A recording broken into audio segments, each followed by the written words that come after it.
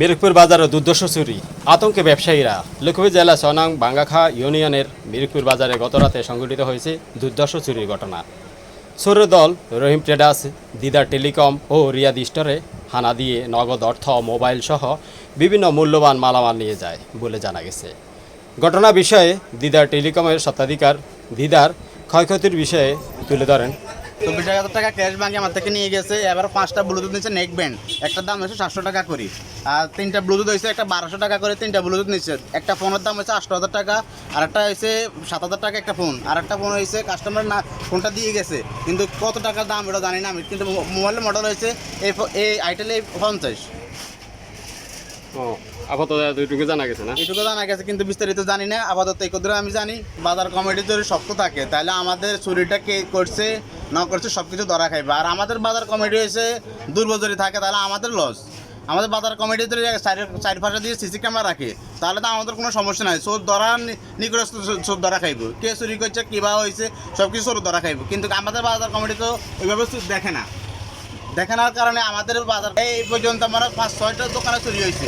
আমার দোকান থেকে সামনে থেকে 4টা লাইট নেওয়া হয়েছে এই পর্যন্ত, কিন্তু কোনো সলভ হয় না। আমি পূর্বে অভিযোগ দিয়েছি কিনা, অভিযোগ জানাইছি, সৈদেরকে জানাইছি। সৈদের আমাদের ফিস কেনার কোনো কাজ নেই, আমাদের সামনের কাজ।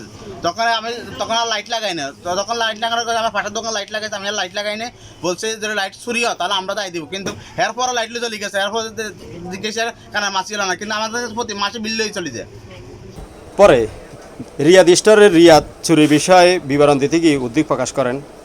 গতকাল তো আমাদের বাজার ছিল শুক্রবার, তো বেচা কেনার পরে আমার কালেকশন জংশন থেকে যারা মাল আমরা আনি তাদেরকে কালেকশন দেওয়ার পরে আমার ক্যাশ ছিল প্রায় 15 থেকে 20,000 টাকা। তো এখানে আমার ওই টাকাগুলা আমি সকালে 80 দিয়ে নাই। আমার টোটাল 15,000 টাকার মতো ক্যাশ নিয়ে গেছি। এখন আমার তেলের 5 লিটারের বোতল অনেকগুলো নাই, এলোমেলো হয়ে রয়েছে এখানে। অবশ্যই আপনি ভিডিও ফুটেজে দেখতে পারেন। আর কি নিচ্ছে এগুলো আমি আসলে চেক করলে মানে বোঝা যাইব। এখন আমি বাজার কমিটির প্রতি আমার একটা আহ্বান রইল, তাদের নাইট গার্ডগুলো আরও সচেতনভাবে কাজ করতে হবে। আর আমি এটার সুস্থ তদন্ত বিচার চাই। আমি আকলাকুর রহমান আশিক, সাবেক বাজার ব্যবসায়ী হিসাবে জোর দাবি জানাচ্ছি বাজার কমিটির কাছে।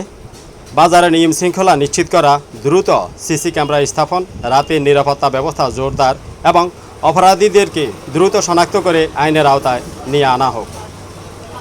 ব্যবসা নিরাপত্তা না থাকলে বাজারের প্রাণ হারিয়ে যায়। নিরাপদ বাজার চাই, আতঙ্কমুক্ত বাণিজ্য চাই।